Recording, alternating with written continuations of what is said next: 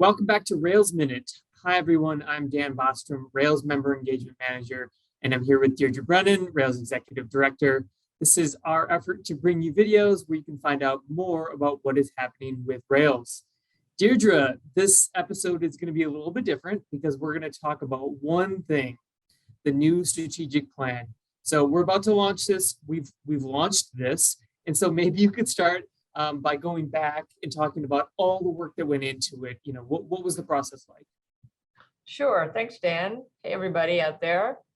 And speaking of everybody out there, they had a lot to do with the strategic plan process.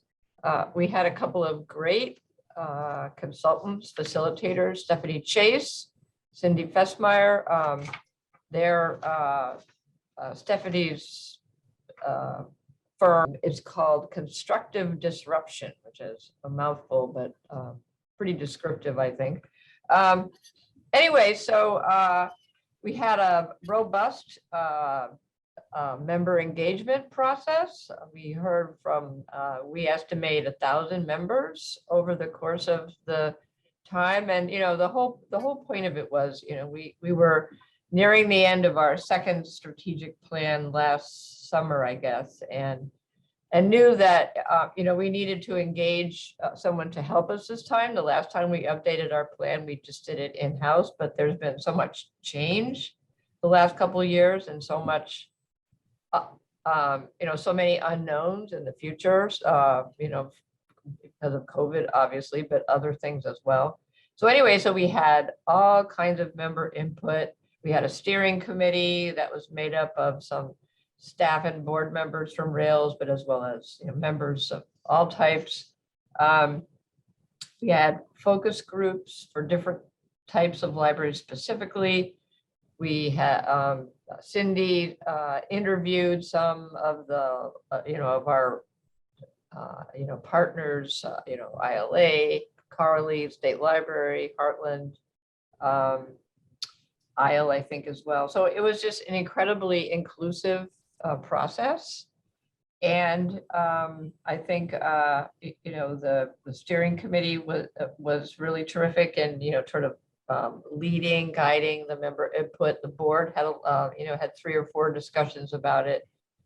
And, you know, we got it done in about 6 months. So I think it was amazing. And that, you know, we did it all virtually, which was, you know, certainly not in thought of, you know, a couple of years ago, but I think it was really great. If they had a number of tools that were really made it easy to share information, both, you know, amongst the committee members, the board, the staff, but also just out to everybody. It was, you know, and to be able to, you know, organize it and synthesize the information we were getting, it really was a fabulous process. I would recommend them highly. So yeah, so and I think, you know, the plan itself is, I assume you're going to ask me about that. Of course I am. Is a good reflection of the process. Yeah.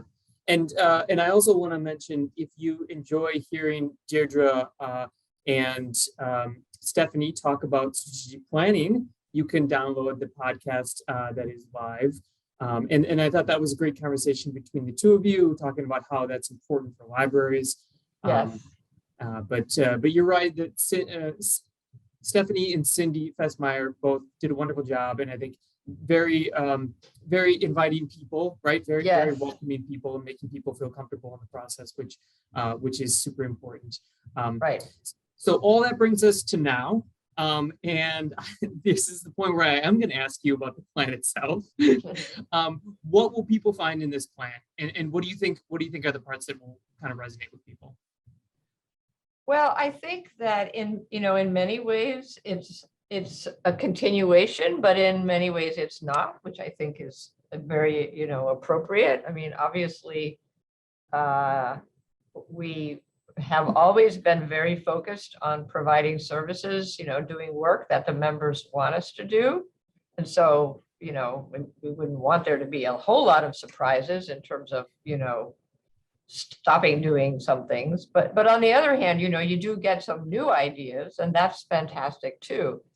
So I think that people will find that it's very future focused, and there was a lot of, there were a lot of requests for that, during the member, discussions.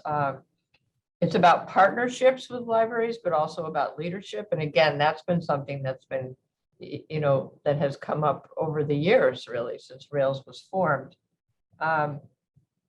So while as I say, I think there are some alterations, I think that people will see a lot of continuity. There's a goal that is not surprisingly related to equity, diversity, and inclusion, and assisting libraries with that. And I don't think that